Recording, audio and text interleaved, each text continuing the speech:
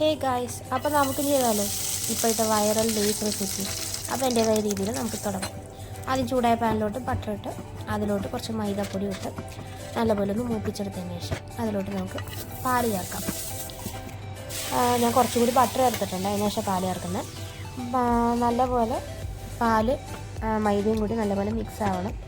ഒന്ന് തിളച്ച് വരുമ്പോൾ നമുക്കതിലോട്ട് കുറച്ച് കുരുമുളക് പൊടി, പിന്നെ ഞാൻ കുറച്ച് ചില്ലി ഫ്ലേക്സ് ഇടുന്നുണ്ട്. എന്നിട്ട് കളറിന് വേണ്ടിയിട്ട് ലേശം മുളക് പൊടി, ഒറിഗാനോ ഉണ്ടെങ്കിൽ ഒറിഗാനോ ഇടാം. എൻ്റെ കയ്യിൽ ഇല്ലാത്തതുകൊണ്ടാണ് ഇടാത്തത്. അതിനുശേഷം കുറച്ച് ആവശ്യത്തിന് ഉപ്പും കൂടി ചേർത്ത് നല്ലപോലെ മിക്സ് ചെയ്യാം. നല്ലപോലെ മിക്സ് ചെയ്തതിന് ശേഷം ചീസ് ഉണ്ടെങ്കിൽ ചീസ് ഇടാം. ഞാൻ ഇപ്പോൾ കുറച്ച് ഒരു ചെറിയ പീസ് ചീസ് ഇട്ടിട്ടുണ്ട്. അത് നല്ലപോലെ മിക്സ് ചെയ്തെടുത്ത് കഴിഞ്ഞാൽ നമ്മുടെ സോസ് റെഡിയായി.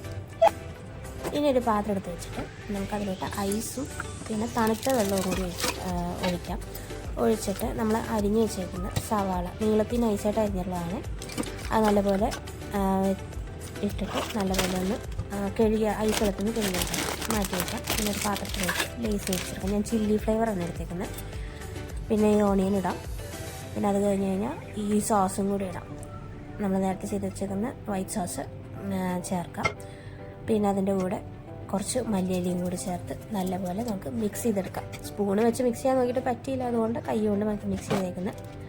സംഭവം അടിപൊളിയായിട്ട് മിക്സ് ചെയ്തെടുക്കണം. നല്ലപോലെ ആ ലേസിലൊക്കെ നല്ലപോലെ ഒന്ന് കോട്ടയായി വരണം. എന്നിട്ടൊന്ന് കഴിച്ച് നോക്കണം. സംഭവം അടിപൊളിയാണ്, നല്ല ടേസ്റ്റ് ഉണ്ട്.